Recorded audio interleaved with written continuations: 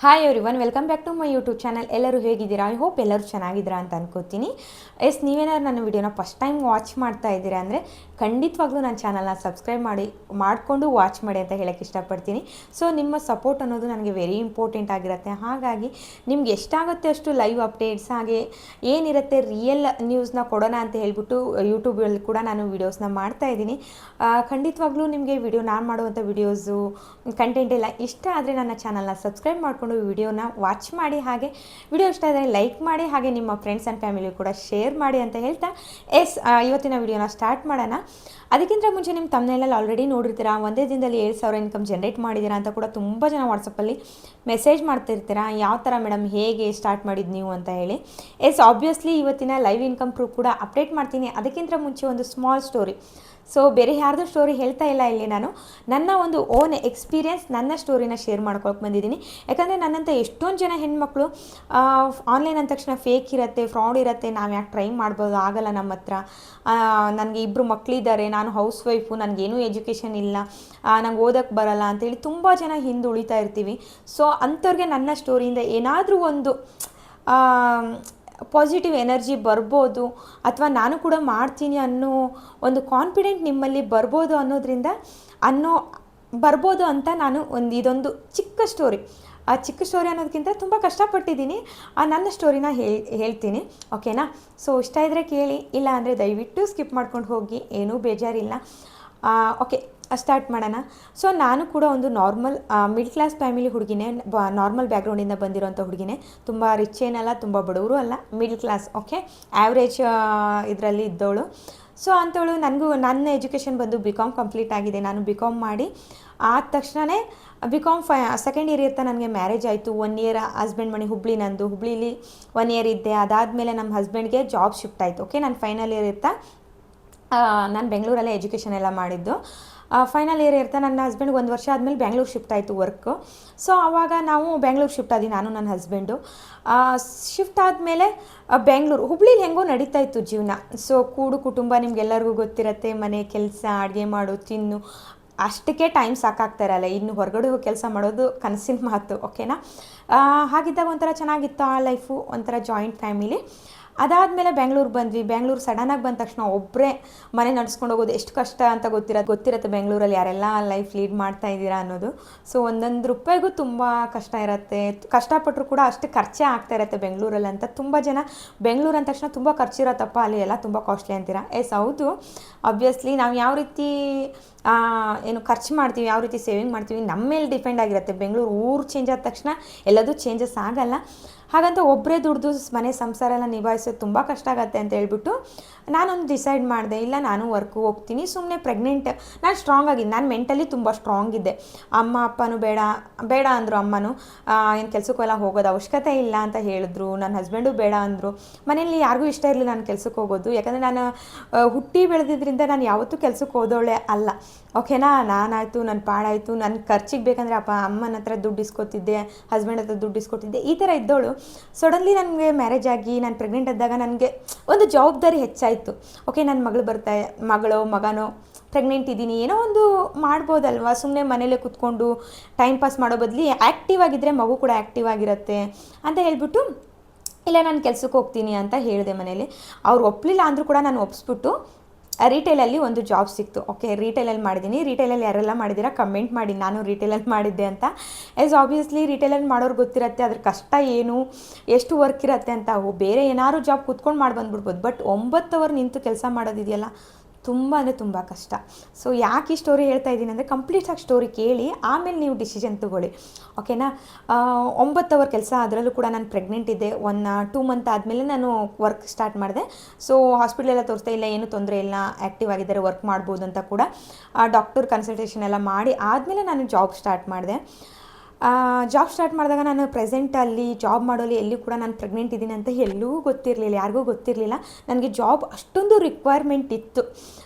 ಸಂಬಳ ಅನ್ನೋದಕ್ಕಿಂತ ನಾನೇನೋ ಒಂದು ಮಾಡಬೇಕು, ನನ್ನದೇ ಆದಂಥ ಒಂದು ಇನ್ಕಮ್ ಇರಬೇಕು, ಚಿಕ್ಕ ಪುಟ್ಟ ಖರ್ಚಿಗಾದರೂ ನನ್ನ ಹಸ್ಬೆಂಡಿಗೆ ಹೆಲ್ಪ್ ಮಾಡಬೇಕು ಅನ್ನೋ ಭಾವನೆ ನಂಗೆ ತುಂಬ ಇತ್ತು.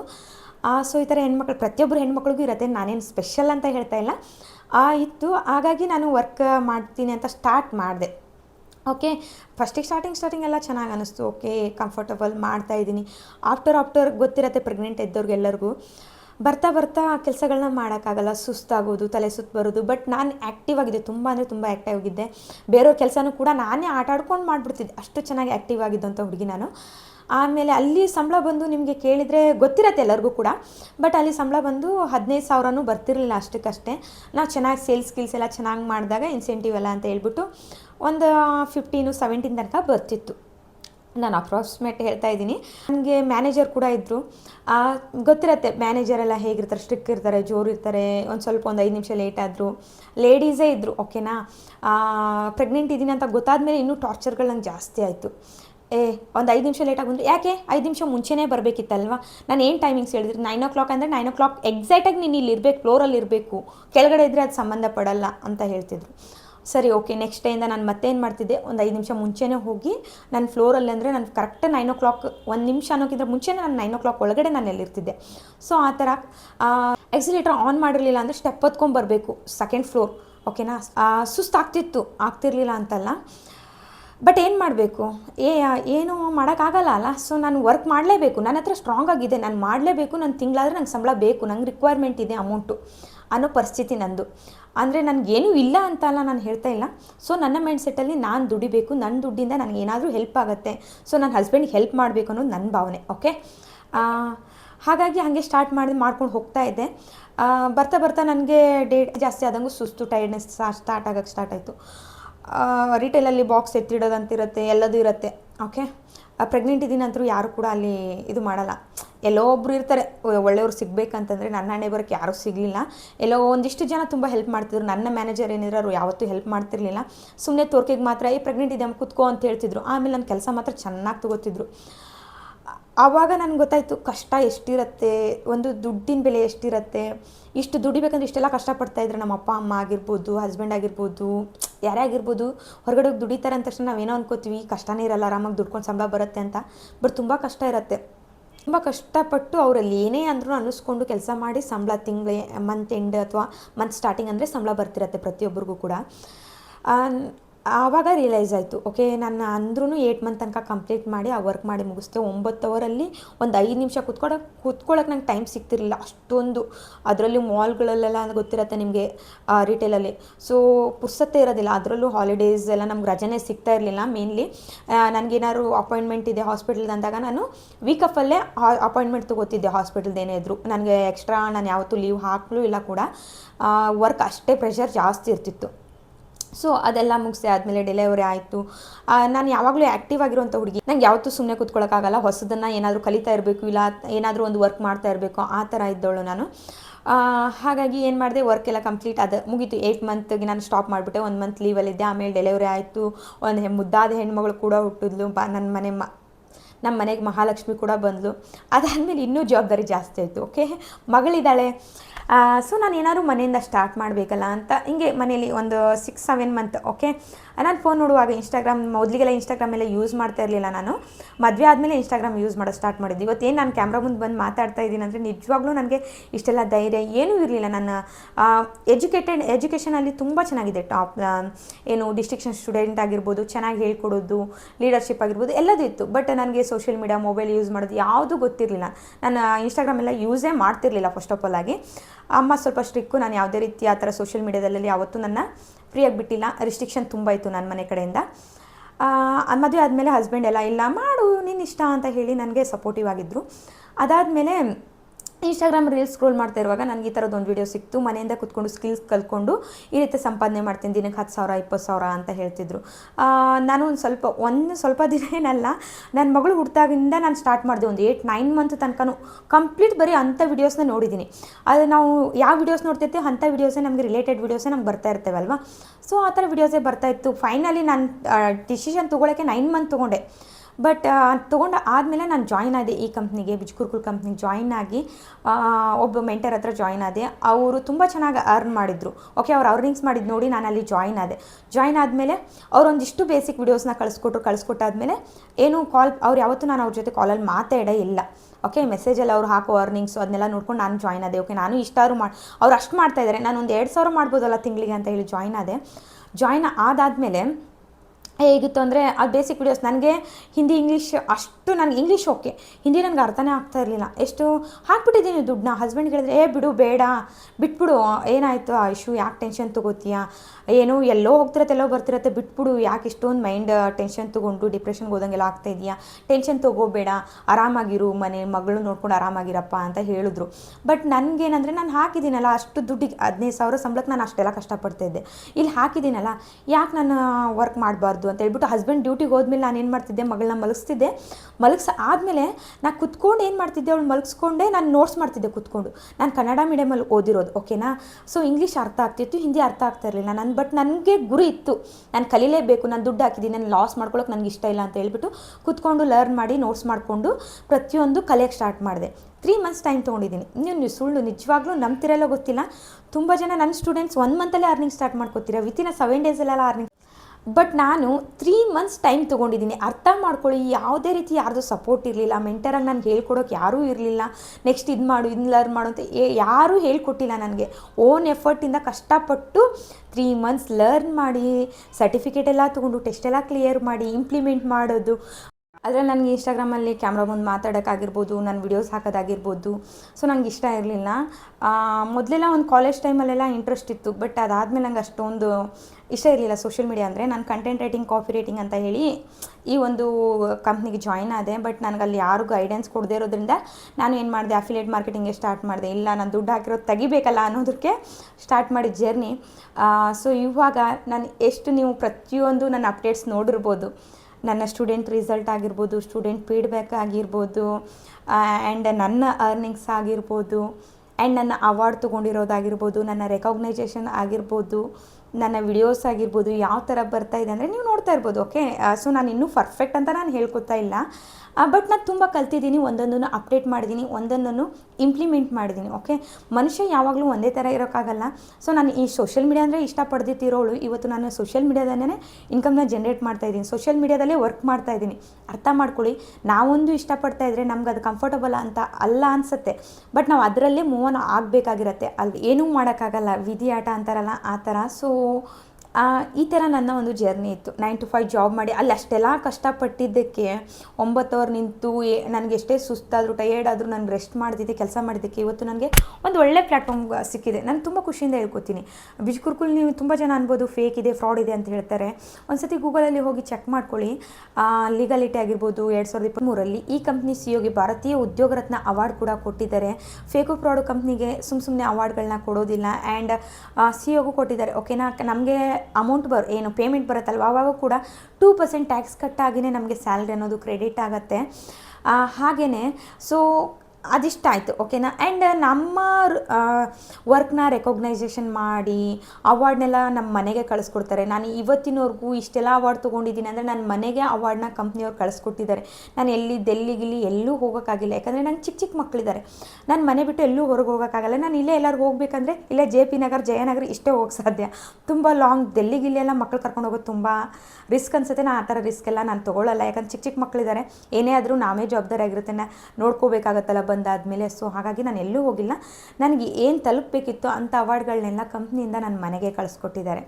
ಸೊ ಇಷ್ಟೆಲ್ಲ ನೋಡಿದ್ಮೇಲೂ ನೀವು ಇನ್ನೂ ಥಿಂಕ್ ಮಾಡ್ತಾ ಇದ್ದೀರಂದರೆ ಇನ್ಯಾವ ಥರ ಹೇಳಬೇಕು ಅಂತ ನನಗೆ ಗೊತ್ತಿಲ್ಲ. ನನ್ನ ಲೈಫ್ ಈ ಪ್ಲ್ಯಾಟ್ಫಾರ್ಮ್ ಬರೋಕ್ಕಿಂತ ಮುಂಚೆ ಹೇಗಿತ್ತು, ಬಟ್ ಇವಾಗ ನಾನು ತುಂಬ ಅಂದರೆ ತುಂಬ ಚೇಂಜಸ್ ಆಗಿದ್ದೀನಿ. ಈ ಕಂಪ್ನಿಯಿಂದ ನಾನು ತುಂಬ ದುಡ್ದಿದ್ದೀನಿ, ಪ್ರಾಜೆಕ್ಟ್ ತೊಗೊಂಡಿದ್ದೀನಿ, ಫ್ರೀಲಾನ್ಸಿಂಗಲ್ಲಿ ವರ್ಕ್ ಮಾಡಿದ್ದೀನಿ, ತುಂಬ ಜನಕ್ಕೆ ಗೈಡ್ ಮಾಡಿದ್ದೀನಿ.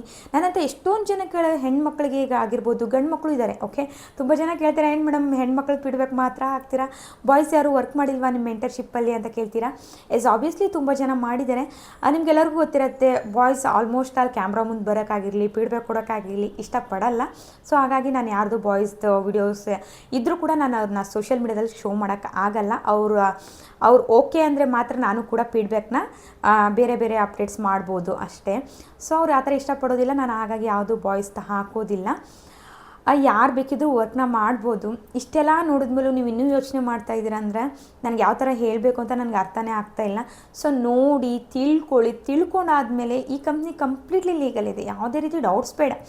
ಜುಲೈಯಿಂದ ನಿಮಗೆ ಕಂಪ್ಲೀಟಾಗಿ ಕನ್ನಡದಲ್ಲಿ ಕ್ಲಾಸಸ್ ಕೂಡ ಸಿಗ್ತಾ ಇದೆ ಕಂಪ್ನಿ ಕಡೆಯಿಂದ. ಓಕೆ, ಆ್ಯಂಡ್ ಫ್ರೀಲಾನ್ಸಿಂಗಲ್ಲಿ ತುಂಬ ಅಂದರೆ ತುಂಬ ಪ್ರಾಜೆಕ್ಟ್ಗಳನ್ನ ಲಾಂಚಸ್ ಮಾಡ್ತಾ ಇದ್ದಾರೆ. ಸೊ ಜಾಬ್ಗೆ ನೀವು ಎಲ್ಲೂ ಹೋಗೋ ಅವಶ್ಯಕತೆನೇ ಇಲ್ಲ. ಮೊದಲೆಲ್ಲ ಈ 2026ರಲ್ಲಿ ಏನು ಜನವರಿಂದ ಏನಿತ್ತು ಅವಾಗಿಂದನೇ ಸ್ವಲ್ಪ ಜಾಬ್ಸ್ ಇದ್ವು, ಇಲ್ಲ ಅಂತಲ್ಲ. ಇವಾಗ ಇನ್ನೂ ಜಾಸ್ತಿ ಜಾಬ್ಸ್ನ ಪ್ರೊವೈಡ್ ಮಾಡ್ತಾ ಇದ್ದಾರೆ ಜುಲೈಯಿಂದ. ಸೊ ಹಾಗೆ ಕೋರ್ಸಸ್ಗಳನ್ನ ಕೂಡ ತುಂಬ ಜಾಸ್ತಿ, ಇನ್ನೂ 15 ಕೋರ್ಸಸ್ಗಳನ್ನ ಆ್ಯಡ್ ಮಾಡ್ತಾ ಇದ್ದಾರೆ. ಈ ಕಂಪ್ನಿ 185 ಕಂಟ್ರೀಸಲ್ಲಿ ಕೂಡ ಬ್ರಾಂಚಸ್ ಅನ್ನೋದನ್ನ ಓಪನ್ ಮಾಡ್ಕೊಂಡಿದೆ. ಇಷ್ಟೆಲ್ಲ ತಿಳ್ಕೊಂಡು ಆದಮೇಲೆ ಕನ್ನಡದಲ್ಲಿ ಪ್ರೊವೈಡ್ ಮಾಡ್ತಾ ಇದ್ದಾರೆ ಅಂತ ಹೇಳಿದೆ, ಓಕೆನಾ. ಆ್ಯಂಡ್ ಎಷ್ಟೇ ನಮಗೆ ನಮ್ಮ ಲ್ಯಾಂಗ್ವೇಜಲ್ಲಿ ಅಂತ ಆದರೂ ಕೂಡ ಅದರಲ್ಲಿ ನಿಮ್ಗೆ ಏನಿಲ್ಲ ಅಂದರೂ ಒಂದು 32ರಿಂದ 47 ಕೋರ್ಸಸ್ಗಳಿರುತ್ತೆ. ನಿಮಗೆ ಒಂದು ರೈಟ್ ಗೈಡೆನ್ಸ್ ಅನ್ನೋದು ಬೇಕೇ ಬೇಕು ಪ್ರತಿಯೊಬ್ಬ ವ್ಯಕ್ತಿಗೂ. ನಾನು ಇರೋ ಥರ ಕಷ್ಟಪಡಬಾರ್ದು ಅಂದರೆ ಒಂದು ಒಳ್ಳೆ ಮೆಂಟರ್ನ ಸೆಲೆಕ್ಟ್ ಮಾಡ್ಕೊಳ್ಳಿ. ಯಾರಾದರೂ ಆಗಿರಲಿ, ನಾನೇ ಅಂತಲ್ಲ, ಈ ಪ್ಲ್ಯಾಟ್ಫಾರ್ಮಲ್ಲಿ ತುಂಬ ಜನ ವರ್ಕ್ ಮಾಡ್ತಾಯಿದ್ರು. ಯಾರ ಹತ್ರ ಆದರೂ ಜಾಯ್ನ್ ಆಗಿ ಒಳ್ಳೆ ಮೆಂಟರ್ನ ಸೆಲೆಕ್ಟ್ ಮಾಡಿಕೊಂಡು ಜಾಯ್ನ್ ಆಗಿ. ಯಾಕಂದರೆ ಅವ್ರು ನಿಮಗೆ ಜಾಯ್ನ್ ಆದಮೇಲೆ ಪ್ರತಿಯೊಂದು ಕನ್ನಡದಲ್ಲಿ ಕ್ಲಾಸಸ್ ಆಗಿರ್ಬೋದು, ಕನ್ನಡದ ಕ್ಲಾಸಸ್ ಕಂಪ್ನಿ ಕಡೆಯಿಂದ ಸಿಗ್ತಾ ಇರುತ್ತೆ. ಆ್ಯಂಡ್ ನಿಮಗೆ ಸಪೋರ್ಟ್ ಮಾಡಬೇಕು. ಏನಾದ್ರು ಒಂದು ಅರ್ಥ ಆಗಿಲ್ಲ ಅಂದರೆ, ಮೇಡಮ್ ಇದು ನನಗೆ ಅರ್ಥ ಆಗ್ತಿಲ್ಲ, KYC ಮಾಡೋದು ಹೇಳ್ಕೊಡಿ, ಅಥವಾ ಯಾವ್ದು ಫಸ್ಟ್ ಲರ್ನ್ ಮಾಡಬೇಕಂತ ಕೇಳಿದಾಗ ನಿಮಗೆ ಅವರು ರೆಸ್ಪಾನ್ಸ್ ಮಾಡೋ ಥರ ಇರಬೇಕು. ಅಂಥ ವ್ಯಕ್ತಿನ ಸೆಲೆಕ್ಟ್ ಮಾಡಿಕೊಂಡು ಜಾಯ್ನ್ ಆಗಿ. ನನ್ನ ಹತ್ರನೇ ಜಾಯ್ನ್ ಆಗಿ ಅಂತ ನಾನು ಯಾವತ್ತೂ ಸ್ವಾರ್ಥಿತನದಿಂದ ಹೇಳಿಲ್ಲ, ಇವತ್ತಿನವರೆಗೂ ನಾನು ಹೇಳಿಲ್ಲ. ನನ್ನ ಹತ್ರನೇ ಬಂದು ಜಾಯ್ನ್ ಆಗಿ, ನನ್ನ ಹತ್ರನೇ ಕೇಳಿದ್ರೆ ನನ್ನ ಹತ್ರ ಯಾಕೆ ಜಾಯ್ನ್ ಆಗಿಲ್ಲ ಅಂತ ನಾನು ಯಾವತ್ತೂ ಯಾವ ಸ್ಟೂಡೆಂಟ್ಸ್ಗಳನ್ನೂ ಕೇಳಿಲ್ಲ. ಅದು ನಿಮ್ಮ ಇಷ್ಟ, ಓಕೆ. ಸೊ ಒಬ್ಬೊಬ್ರಿಗೆ ಒಬ್ಬೊಬ್ರು ಇಷ್ಟ ಆಗ್ತಾರೆ, ಅಂಥವ್ರ ಹತ್ರ ಹೋಗಿ ಜಾಯ್ನ್ ಆಗ್ತೀರಾ. ಖಂಡಿತ ತುಂಬ ಜನ ಬೆಸ್ಟ್ ಮೆಂಟರ್ಸ್ ಇದ್ದಾರೆ, ನಾನು ಕೂಡ ಇದ್ದೀನಿ. ನನ್ನ ಹತ್ರನೇ ಜಾಯ್ನ್ ಆಗಬೇಕಂತಿದ್ರೆ ಖಂಡಿತವಾಗ್ಲೂ ನನ್ನ ಹತ್ರನೇ ಜಾಯ್ನ್ ಆಗ್ಬೋದು. ಆ್ಯಂಡ್ ಇಲ್ಲ ನಾನು ಬೇರೆ ಹತ್ರ ಜಾಯ್ನ್ ಆಗ್ತೀನಿ, ನಿಮಗೆ ಅವರು ರೆಸ್ಪಾನ್ಸ್ ಮಾಡೋ ಥರ ಇರೋ ವ್ಯಕ್ತಿಗಳ ಹತ್ರ ಹೋಗಿ ಜಾಯ್ನ್ ಆಗಿ ಅಂತ ಹೇಳೋಕ್ಕೆ ಇಷ್ಟಪಡ್ತೀನಿ. ಯಾಕಂದರೆ ಅಮೌಂಟ್ ಅನ್ನೋದು ಸುಮ್ಮನೆ ಅಲ್ಲ, ಕಷ್ಟಪಟ್ಟಿರೋ ದುಡ್ಡು. ಯಾರ್ಯಾರ ಹತ್ರ ಹೋಗಿ ಎಲ್ಲೆಲ್ಲೋ ಹಾಕಿ ಜಾಯ್ನ್ ಆಗಿ ಅಲ್ಲಿ ಅವ್ರು ಕ್ಲಾಸ್ ಕೊಡ್ತಿಲ್ಲ, ರೆಸ್ಪಾನ್ಸ್ ಮಾಡ್ತಿಲ್ಲ ಅಂದಾಗ ಬೇರೆಯವ್ರ ಹತ್ರ ಬಂದು ಮತ್ತೆ ಮೆಂಟರ್ಶಿಪ್ ಎಕ್ಸ್ಟ್ರಾ ಪೇ ಮಾಡಿ ಕಲಿಯೋದ್ರಲ್ಲಿ ಅರ್ಥ ಇರಲ್ಲ. ಒನ್ ಟೈಮ್ ಇನ್ವೆಸ್ಟ್ಮೆಂಟ್ ಮಾಡುವಾಗ ಒಬ್ಬ ಬೆಸ್ಟ್ ಪರ್ಸನ್ನ ಸೆಲೆಕ್ಟ್ ಮಾಡ್ಕೊಂಡು ಜಾಯ್ನ್ ಆದರೆ ನಿಮ್ಮ ಲೈಫ್ ಕೂಡ ಆರಾಮಾಗಿ ಕೂತ್ಕೊಂಡು ಸ್ಕಿಲ್ಸ್ ಕಲ್ತ್ಕೊಂಡು ವರ್ಕ್ ಮಾಡ್ಬೋದು. ನಾನು ಪಟ್ಟಿರೋಂಥ ಕಷ್ಟ ಯಾರೂ ಪಡೋಕ್ಕೆ ಹೋಗಬೇಡಿ. ಒಳ್ಳೆ ಮೆಂಟರ್ನ ಸೆಲೆಕ್ಟ್ ಮಾಡ್ಕೊಂಡು ಜಾಯ್ನ್ ಆಗಿ. ಹಾಗಂತ ನನ್ನ ಮೆಂಟರ್ನ ನಾನು ಯಾವತ್ತೂ ಬ್ಲೇಮ್ ಮಾಡಿಲ್ಲ. So very good person, but ಅವ್ರಿಗೂ ಟೈಮ್ ಇರ್ತಿತ್ತು ಎಲ್ಲೋ ಗೊತ್ತಿಲ್ಲ. ನನ್ನಂಥ ಸಾವಿರಾರು ಜನ ಸ್ಟೂಡೆಂಟ್ಸು ಹೇಳ್ಕೊಡೋಕ್ಕಾಗಲ್ಲ ಅಂತ ನಾನು ಅಂದ್ಕೊಂಡು ನನ್ನ ದಾರಿ, ನನಗೇನು ಬೇಕಿತ್ತು ನಾನು ಕಟ್ಟಿದ್ದೀನಿ, ನನಗೆ ದಾರಿ ತೋರಿಸಿದ್ದಾರೆ ಅಂತ ಹೇಳ್ಬಿಟ್ಟು ನಾನು ಮೂವ್ ಆನ್ ಆದೆ. ಬಟ್ ಪ್ರತಿಯೊಬ್ಬರು ಅದೇ ಥರ ಇರಲ್ಲ ಅಲ್ಲ. ಒಬ್ಬೊಬ್ರಿಗೆ ಅರ್ಥನೇ ಆಗಲ್ಲ, ಯಾವ್ದು ಕಲಿಬೇಕು ಯಾವ್ದು ಬಿಡಬೇಕು ಅಂತ ಅರ್ಥ ಆಗಲ್ಲ. ಆವಾಗ ಸೊ ಒಬ್ಬರು ಸಹಾಯಕ್ಕೆ ಒಬ್ಬರಾದರೂ ಬೇಕೇ ಬೇಕಾಗುತ್ತೆ. ಅದಕ್ಕೋಸ್ಕರನೇ ಒಂದು ಒಳ್ಳೆ ಮೆಂಟರ್ಶಿಪ್ನ ಸೆಲೆಕ್ಟ್ ಮಾಡ್ಕೊಂಡು ಜಾಯ್ನ್ ಆಗಿ ಅಂತ ಹೇಳೋಕ್ಕೆ ಇಷ್ಟಪಡ್ತೀನಿ. ಬನ್ನಿ ಇವತ್ತಿನ ಲೈವ್ ಅರ್ನಿಂಗ್ ಪ್ರೂಫ್ನ ತೋರಿಸ್ತೀನಿ. ತುಂಬ ಜಾಸ್ತಿ ಹೇಳಿಬಿಟ್ಟೆ ಅನಿಸುತ್ತೆ, ಸಾರಿ ಫಾರ್ ದಟ್. ಬೇಜಾರು ಮಾಡ್ಕೋಬೇಡಿ. ಒಂದು ಸಿಂಪಲ್ ಸ್ಟೋರಿ, ಬಟ್ ಇನ್ನೂ ನಾನು ಎಷ್ಟೊಂದು ಹೇಳೋಕ್ಕಾಗಿಲ್ಲ. ಅದನ್ನೆಲ್ಲ ಶೇರ್ ಮಾಡ್ತೀನಿ ಒಂದು ಸ್ಟೆಪ್ ಬೈ ಸ್ಟೆಪ್ ವಿಡಿಯೋದಲ್ಲಿ. ಸೊ ಇವತ್ತಿನ ಲೈವ್ ಅರ್ನಿಂಗ್ ಪ್ರೂಫ್ ಕೂಡ ಶೋ ಮಾಡ್ತೀನಿ. ನಾನು ಇಲ್ಲಿ ಏನು ವರ್ಕ್ ಮಾಡ್ತಾ ಇದ್ದೀನಿ ಅದು ನಿಮಗೆ ಇಲ್ಲಿ ಸ್ಕ್ರೀನ್ ಮೇಲೆ ಶೋ ಆಗ್ತಾ ಇರುತ್ತೆ. ನಾನು ಅಟ್ಯಾಚ್ ಮಾಡಿರ್ತೀನಿ, ಓಕೆನಾ. ಸೊ ಅದನ್ನ ನೋಡ್ಕೊಳ್ಳಿ. ಡೈರೆಕ್ಟಾಗಿ ಇವಾಗ ನಾನು ವೆಬ್ಸೈಟ್ಗೆ ಲಾಗಿನ್ ಆಗ್ತಾ, ಡೇಟ್ ಆ್ಯಂಡ್ ಟೈಮ್ ಕೂಡ ಕ್ಲಿಯರಾಗಿ ಚೆಕ್ ಮಾಡ್ಕೊಳ್ಳಿ. ಮಂಡೇ 22 ಜೂನ್ 9:50 ಆಯಿತು. ಸೊ ವೆಬ್ಸೈಟ್ ಇದೆ ಬಿಜ್ಕುರ್ಕುಲ್ ಲಾಗಿನ್ ಅಂತ. ನಾನು ಲಾಗಿನ್ ಆಗ್ತಾ ಇದ್ದೀನಿ. ಮೇಲ್ ID ಪಾಸ್ವರ್ಡ್ ಒಂದು ಟೈಮ್ ಇನ್ವೆಸ್ಟ್ಮೆಂಟ್ ಮಾಡೋದ್ರಿಂದ ಸೊ ನನಗೆ ಲಾಗಿನ್ ಆಕ್ಸೆಸ್ ಅನ್ನೋದು ಕಂಪ್ನಿ ಕಡೆಯಿಂದ ಸಿಕ್ಕಿದೆ. ಸೊ ಮೇಲ್ ID ಪಾಸ್ವರ್ಡ್ ಆಲ್ರೆಡಿ ಸೇವ್ ಇದೆ, ನಾನು ಹಾಕಿ ಲಾಗಿನ್ ಆಗ್ತಿದ್ದೀನಿ. ವೆಬ್ಸೈಟ್ ಓಪನ್ ಆಗಿದೆ, ನೋಡ್ತಾ ಇರ್ಬೋದು. ನಾನಿರುವಂಥ ದಿ ಬೆಸ್ಟ್ ಪ್ಯಾಕೇಜ್ ಬಂದು ಫಿನಾನ್ಸ್ ಮಾಸ್ಟ್ರಿ. ಎಲ್ಲರಿಗೂ ನಾನು ಯಾವರೆಲ್ಲ 1 ವರ್ಷದಿಂದ ಫಾಲೋ ಮಾಡ್ತಿರೋ ಪ್ರತಿಯೊಬ್ಬರಿಗೂ ಗೊತ್ತಿರುತ್ತೆ. ನಾನು ವರ್ಕ್ ಮಾಡ್ತಿರೋ ಕೋರ್ಸ್ ಬಂದು ಫಿನಾನ್ಸ್ ಮಾಸ್ಟ್ರಿ. 15,000 ಪೇಮೆಂಟ್ ಮಾಡಿದ್ದು, ಓಕೆ. ಸೊ ಈ ಕೋರ್ಸಿಂದನೇ ಸೊ ಇಷ್ಟೆಲ್ಲ ಇನ್ಕಮ್ನ ಜನ್ರೇಟ್ ಮಾಡ್ತಾಯಿದ್ದೀನಿ. ಹಾಗೆ 15,000 ಕೋರ್ಸ್ ನೀವು 15,000 ಪೇ ಮಾಡೋದ್ರಿಂದ ಇದ್ರ ಬಿಲೋ ಇರೋ ಇದೇನೇ ಆಗಿರ್ಬೋದು, influence mastery, traffic mastery, branding mastery, marketing mastery, ಇದೆಲ್ಲ ಕೋರ್ಸ್ಗಳು ನಿಮಗೆ ಫ್ರೀ ಆಫ್ ಕಾಸ್ಟಲ್ಲೇ ಇರುತ್ತೆ. ಹಾಗೆ ಜುಲೈಯಿಂದ ಇದರಲ್ಲಿ ಎಕ್ಸ್ಟ್ರಾ 15 ಕೋರ್ಸ್ಗಳು ಆ್ಯಡ್ ಆಗ್ತಾ ಇದ್ದಾವೆ, ಓಕೆ. ಸೊ ಜುಲೈ ಒಳಗಡೆ ನೀವೇನಾದ್ರು ಈ ವಿಡಿಯೋ ನೋಡ್ತಾ ಇದ್ರೆ ಖಂಡಿತವಾಗ್ಲೂ ಒಂದು ಒಳ್ಳೆ ನಿರ್ಧಾರ ತೊಗೊಂಡು ಜಾಯ್ನ್ ಆಗಿ. ಯಾಕಂದರೆ ಜುಲೈಯಿಂದ ನಿಮಗೆ ಪ್ರೈಸಸ್ ಬಂದು ಹೈ ಆಗ್ತಾ ಇದೆ, ಓಕೆ. ಆ್ಯಂಡ್ ಇವತ್ತಿನ ಅರ್ನಿಂಗ್ಸ್ ಅಫಿಲಿಯೇಟ್ ಫಿನಲ್ ಓಪನ್ ಮಾಡಿದ್ದೀನಿ. ಡ್ಯಾಶ್ಬೋರ್ಡ್ ಓಪನ್ ಮಾಡ್ತಾಯಿದ್ದೀನಿ, ನೋಡ್ತಾ ಇರ್ಬೋದು, ಶೋ ಆಗ್ತಾ ಇದೆ ಸ್ಕ್ರೀನ್ ಮೇಲೆ. ಇವತ್ತು ಸಿಂಗಲ್ ನನ್ನ ನೇಮ್ ಕೂಡ ಕ್ಲಿಯರ್ಲಿ ಮೆನ್ಷನ್ ಆಗಿದೆ. ಕಾಪಿ ಪೇಸ್ಟ್ ಕೂಡ ಮಾಡ್ತಿದ್ದೀನಿ, ನೋಡ್ಬೋದು. 1 ಸೆಕೆಂಡ್. ಕಾಫಿ ಪೇಸ್ಟ್ ಕೂಡ ಆಗ್ತಾ ಇದೆ, ಓಕೆ. ಆ್ಯಂಡ್ ಟುಡೇಸ್ ಅರ್ನಿಂಗ್ಸ್ ಬಂದು 7,000 ರುಪೀಸ್, ಅದು ಕೂಡ ಕಾಫಿ ಪೇಸ್ಟ್ ಮಾಡ್ತಾ ಇದ್ದೀನಿ. ಆ್ಯಂಡ್ ಲಾಸ್ಟ್ 7 ಡೇಸಲ್ಲಿ ನೋಡ್ತಾ ಇರ್ಬೋದು, ಇವಾಗ 2-3 ದಿನದಿಂದ ನಾನು ಒಂದೇ 3 ದಿನದಲ್ಲಿ ಒಟ್ಟು 27,000 ರುಪೀಸ್ನ ಅರ್ನಿಂಗ್ಸ್ನ ಮಾಡಿದ್ದೀನಿ. ಆ್ಯಂಡ್ 30 ಡೇಸಲ್ಲಿ 31,000 ರುಪೀಸ್ ಇನ್ಕಮ್ನ ಜನ್ರೇಟ್ ಮಾಡಿದ್ದೀನಿ. ಈ 31,000 ರುಪೀಸ್ ಸಂಬಳ ತೊಗೊಳಕ್ಕೆ ನಾನು 2 ತಿಂಗಳು ವರ್ಕ್ ಮಾಡಬೇಕಾಗಿತ್ತು. 9 ಅವರ್ ನಿಂತ್ಕೊಂಡೇ ವರ್ಕ್ ಮಾಡಬೇಕಿತ್ತು, ಕುತ್ಕೊಳ್ಳೋಕೆ ಆಗ್ತಾ ಇರಲಿಲ್ಲ. ಎಷ್ಟು ಪೇನ್ ಇರುತ್ತೆ ಅಂತ ಅರ್ಥ ಮಾಡ್ಕೊಳ್ಳಿ. ಸೊ ನನಗೆ ಆವಾಗಲೇ ಅರ್ಥ ಆಗಿದ್ದು ಸ್ಕಿಲ್ಸ್ ಕಲಿಯೋದು ಎಷ್ಟು ವೆರಿ ಇಂಪಾರ್ಟೆಂಟ್. ಇವಾಗ ಮನೇಲೇ ಕೂತ್ಕೊಂಡು ಆರಾಮಾಗಿ ಮಕ್ಕಳನ್ನ ನೋಡ್ಕೊಂಡು ನನ್ನ ಕೆಲಸ ಎಲ್ಲ ಮಾಡಿಕೊಂಡು ನನ್ನ ಫ್ರೀ ಟೈಮಲ್ಲಿ ವರ್ಕ್ ಮಾಡಿ ಇಷ್ಟೆಲ್ಲ ಇನ್ಕಮ್ನ ಜನ್ರೇಟ್ ಮಾಡ್ತಾಯಿದ್ದೀನಿ ಅಂದರೆ ಅವತ್ತು ನಾನು ಪಟ್ಟಿರೋಂಥ ಕಷ್ಟ. ಸೊ ಅದ್ರ ಬೆಲೆ ನನಗೆ ಗೊತ್ತಿದೆ, ಎಷ್ಟು ಕಷ್ಟ ಇರುತ್ತೆ ಅನ್ನೋದು. 15,000 ಸುಮ್ಮನೆ ಬರಲ್ಲ ಅಲ್ಲ, ಎಷ್ಟು ಕಷ್ಟಪಟ್ಟಿದ್ರೆ ಬರ್ತಿತ್ತು. ಸೊ ಇವಾಗ ಮನೇಲೇ ಕೂತ್ಕೊಂಡು ಮಾಡೋಂಥ ವರ್ಕ್ ಸಿಕ್ಕಿದೆ, ಯಾಕೆ ಕಷ್ಟಪಡಬಾರ್ದು ಅಂತ ವರ್ಕ್ ಮಾಡ್ತಾಯಿದ್ದೀನಿ, ಅದ್ರ ತಕ್ಕಾಗೆ ರಿಸಲ್ಟ್ನ ನಾನು ತೊಗೋತಾ ಇದ್ದೀನಿ. ಸೊ ಮ್ಯಾಪಲ್ಲೂ ಕೂಡ ಶೋ ಮಾಡ್ತಾಯಿದ್ದೀನಿ, ಅದನ್ನು ಕೂಡ ಚೆಕ್ ಮಾಡ್ಕೊಳ್ಳಿ ಡೇಟ್ನ. 22/06/2026 7,000 rupees. ನೀವು ಕೂಡ ಜಾಯಿನ್ ಆಗಬೇಕು, ವರ್ಕ್ ಮಾಡಬೇಕು ಅಂತ ಇದ್ದರೆ ಖಂಡಿತವಾಗ್ಲೂ ನಾವು ತೊಗೊಳ್ಳೋ ಒಂದು ನಿರ್ಧಾರ ನಮ್ಮ ಲೈಫ್ ಚೇಂಜ್ ಮಾಡುತ್ತೆ ಅಂತಂದರೆ ಯಾಕೆ ತೊಗೊಳ್ಬಾರ್ದು ಹೇಳಿ, ಯಾಕೆ ಡಿಲೇ ಮಾಡಬೇಕು? ಸೊ ನಿಮ್ಗೆ ಏನಾದ್ರು ಡೌಟ್ಸ್ ಇದೆ ಅಂದರೆ ಖಂಡಿತವಾಗ್ಲೂ ಸ್ಕ್ರೀನ್ ಮೇಲೆ ಕಾಣಿಸ್ತಾ ಇರೋ ನಂಬರ್ಗೆ ಫಸ್ಟು ವಾಟ್ಸಪ್ಪಲ್ಲಿ ಮೆಸೇಜ್ ಮಾಡಿ. ಕಂಪ್ಲೀಟಾಗಿ ನಾನು ಯೂಟ್ಯೂಬ್ ಲಾಂಗ್ ವೀಡಿಯೋದಲ್ಲಿ ಏನೇನು ಹಾಕಿದ್ದೀನಿ ಅಲ್ಲೆಲ್ಲ ಕುತ್ಕೊಂಡು ಸ್ವಲ್ಪ ಪ್ರೀ ಮಾಡಿಕೊಂಡು ನೋಡಿ ಆದಮೇಲೆ ನಿಮಗೆ ಇಂಟ್ರೆಸ್ಟ್ ಇದೆ ಜಾಯಿನ್ ಆಗೋಕ್ಕೆ, ಇನ್ನೂ ಸ್ವಲ್ಪ ಡೌಟ್ಸ್ ಇದೆ ಅಂದಾಗ ವಾಟ್ಸಪ್ಪಲ್ಲಿ ಮೆಸೇಜ್ ಮಾಡಿ. ಇಲ್ಲ ಮೇಡಮ್ ನಾನು ನಿಮ್ಮ ಕಂಪ್ಲೀಟ್ ಯೂಟ್ಯೂಬ್ ವೀಡಿಯೋಸ್ನೆಲ್ಲ ನೋಡಿದ್ದೀನಿ, ನಿಮ್ಮ ಮೆಂಟರ್ಶಿಪ್ಪಲ್ಲಿ ಜಾಯಿನ್ ಆಗಬೇಕಂತ ಇದ್ದೀನಿ, ನಿಮ್ಮ ಜೊತೆ ಮಾತಾಡಬೇಕು, ಇನ್ನೂ ಸ್ವಲ್ಪ ಕ್ಲಾರಿಟಿ ಬೇಕು ಅನ್ನೋದಾಗಿದ್ದರೆ ಖಂಡಿತವಾಗ್ಲೂ ಮೆಸೇಜ್ ಮಾಡಿ. ನಾನು ಯಾವ ಟೈಮಿಂಗ್ಸಲ್ಲಿ ಹೇಳಿರ್ತೀನಿ ಆ ಟೈಮಿಂಗ್ಸಲ್ಲಿ ಕಾಲ್ ಮಾಡಿ ನಿಮ್ಮ ಡೌಟ್ಸ್ ಕ್ಲಿಯರ್ ಮಾಡಿಕೊಂಡು ಜಾಯಿನ್ ಆಗ್ಬೋದು. ಅವಕಾಶ ಅನ್ನೋದು ಪದೇ ಪದೇ ಬರೋದಿಲ್ಲ, ಬಂದಾಗ ಯುಟಿಲೈಸ್ ಮಾಡ್ಕೊಳ್ಳಿ. ನಾನು ಅವತ್ತು ನನಗೆ ಬಂದಿರೋಂಥ ಅವಕಾಶನ ಯುಟಿಲೈಸ್ ಮಾಡ್ಕೊಂಡಿದ್ದಕ್ಕೆ ಇವತ್ತು ಲಕ್ಷಾನುಗಟ್ಟಲೆ ದುಡಿತಾ ಇದ್ದೀನಿ, ಸೋಷಿಯಲ್ ಮೀಡಿಯಾನ ಯೂಸ್ ಮಾಡಿಕೊಂಡು, ಟ್ರೆಂಡಿಂಗಲ್ಲಿರೋ ಸ್ಕಿಲ್ಸ್ಗಳನ್ನ ಕಲ್ತ್ಕೊಂಡು. ಓಕೆ, ಸೊ ನಿಮ್ಮ ಮುಂದೆ ಕೂಡ ಅವಕಾಶ ಬಂದಿದೆ, ಆ ಅವಕಾಶನ ಉಪಯೋಗಿಸ್ಕೋತೀರಾ ಅಥವಾ ಕಾಲಿಂದ ಓದಿತೀರಾ ನೀವು ಬಿಟ್ಟಿದ್ದು, ನಿಮ್ಮ ಲೈಫು ನಿಮ್ಮ ನಿರ್ಧಾರ. So all the very best. ಹಾಗೆ ಈ ವಿಡಿಯೋ ನಿಮಗೆ ಯೂಸ್ಫುಲ್ ಅನಿಸಿದ್ದು, ನಾನು ಮಾತಾಡಿರೋದು ಏನಾದ್ರು ಮಿಸ್ಟೇಕ್ ಆಗಿದ್ದರೆ ಖಂಡಿತವಾಗ್ಲೂ ಕ್ಷಮಿಸ್ಬಿಡಿ. ನನ್ನ ಸ್ಟೋರಿನ ನಾನು ಹೇಳಿದ್ದೀನಿ, ಯಾವುದೇ ರೀತಿ ಯಾರಿಗೂ ಬೇಜಾರು ಮಾಡಬೇಕಂತಾಗಲಿ ಏನೂ ಇಲ್ಲ. ನನ್ನ ಲೈಫಲ್ಲಿ ನಾನು ಕಷ್ಟಪಟ್ಟಿದ್ದನ್ನ ನಿಮ್ಮ ಜೊತೆ ಶೇರ್ ಮಾಡ್ಕೊಂಡಿದ್ದೀನಿ. ನಿಮ್ಗೆ ಇಷ್ಟ ಅಂದರೆ ಲೈಕ್ ಮಾಡಿ, ಹಾಗೆ ನಿಮ್ಮ ಫ್ರೆಂಡ್ಸ್ ಆ್ಯಂಡ್ ಫ್ಯಾಮಿಲಿಗೂ ಕೂಡ ಶೇರ್ ಮಾಡಿ. ನನ್ನಂಥ ಎಷ್ಟೊಂದು ಜನ ಹೆಣ್ಮಕ್ಳು ಕಷ್ಟಪಡ್ತಿರ್ತೀರಲ್ವ, ಸೊ ಅಂಥವ್ರಿಗೆ ಶೇರ್ ಮಾಡಿದರೆ ಏನೋ ಒಂದು ಅವ್ರು ಕಲಿತೀನಿ ಅನ್ನೋ ಇಂಟ್ರೆಸ್ಟ್ ಇರೋರಿಗೆ ಶೇರ್ ಮಾಡಿ. ಓಕೆ, ಸುಮ್ಮನೆ ದುಡ್ಡು ಹಾಕಿ ಏನೂ ಲರ್ನ್ ಮಾಡಲಿಲ್ಲ ಅಂದರೆ ಖಂಡಿತವಾಗ್ಲೂ ಇದರಲ್ಲಿ ಇನ್ಕಮ್ ಜನ್ರೇಟ್ ಆಗಲ್ಲ. ನೀವು ಇಲ್ಲಿ ದುಡ್ಡು ಹಾಕ್ತೀರಾ ಅಂದಮೇಲೆ ಸ್ಕಿಲ್ಸ್ಗಳನ್ನ ಕಲಿಬೇಕು, ವರ್ಕ್ ಮಾಡಬೇಕು, ಆವಾಗ ನೀವು ಕೂಡ ಸಂಪಾದನೆ ಮಾಡೋಕ್ಕೆ ಸಾಧ್ಯ. ನನ್ನ ಕಡೆಯಿಂದ 100% ಸಪೋರ್ಟ್ ಇದ್ದೇ ಇರುತ್ತೆ. ಸೊ ಪ್ರತಿಯೊಂದು ಸ್ಟೂಡೆಂಟ್ ಫೀಡ್ಬ್ಯಾಕ್ ನೋಡ್ಕೊಳ್ಳಿ. ನನ್ನ ಸ್ಟೂಡೆಂಟ್ಸ್ಗಳಿಗೆ ನಾನು ಯಾವ ರೀತಿ ಸಪೋರ್ಟಿವ್ ಆಗಿರ್ತೀನಿ ಅನ್ನೋದನ್ನ ನೋಡಿಕೊಂಡು ಆಮೇಲೆ ನೀವು ಚೇಂಜ್ ಆಗಬೇಕು, ನೀವು ಫಿನಾನ್ಷಿಯಲಿ ಇಂಡಿಪೆಂಡೆಂಟ್ ಆಗಬೇಕಂದ್ರೆ ಒನ್ ಟೈಮ್ ಇನ್ವೆಸ್ಟ್ಮೆಂಟ್ ಇದ್ದೇ ಇರುತ್ತೆ. ಯಾವುದೇ ರೀತಿ ಫ್ರೀ ಆಫ್ ಕಾಸ್ಟಲ್ಲಿ ಏನು ಕೂಡ ಸಿಗೋದಿಲ್ಲ. ಇನ್ವೆಸ್ಟ್ಮೆಂಟ್ ಮಾಡೋಕ್ಕೆ ರೆಡಿ ಇದ್ದು ಜಾಯಿನ್ ಆಗಬೇಕಂತ ಇದ್ದರೆ ಸ್ಕ್ರೀನ್ ಮೇಲೆ ಕಾಣಿಸ್ತಾ ಇರೋ ನಂಬರ್ಗೆ ಕಾಲ್ ಮಾಡಿ, ಇವತ್ತೇ ಜಾಯಿನ್ ಆಗಿ. All the very best guys. Limited slots ಮಾತ್ರ ತೊಗೊಳ್ಳೋದು ನಾನು ಮಂತ್ಲಿಗೆ, ಯಾಕಂದರೆ ತುಂಬ ಜನ ಆದರೆ ನನಗೂ ಇಬ್ಬರು ಮಕ್ಕಳನ್ನ ನೋಡಿಕೊಂಡು ನಿಮಗೂ ಗೈಡ್ ಮಾಡೋಕ್ಕೆ ಕಷ್ಟ ಆಗುತ್ತೆ. ತುಂಬ ಜನ ನಾನು ತೊಗೊಳ್ಳೋದೇ ಇಲ್ಲ, ಯಾವತ್ತೂ ತೊಗೊಂಡಿಲ್ಲ, ಇನ್ನು ಮುಂದೆ ಕೂಡ ತೊಗೊಳ್ಳೋದಿಲ್ಲ. ಲಿಮಿಟೆಡ್ ಸ್ಲಾಟ್ಸ್ ಮಾತ್ರ ಇರುತ್ತೆ. ಇಂಟ್ರೆಸ್ಟ್ ಇದ್ದವರು ಡೈರೆಕ್ಟ್ಲಿ ಕಾಲ್ ಮಾಡಿ ರಿಜಿಸ್ಟ್ರೇಷನ್ ಮಾಡ್ಕೊಳ್ಳಿ. Okay, all the very best guys. Thank you.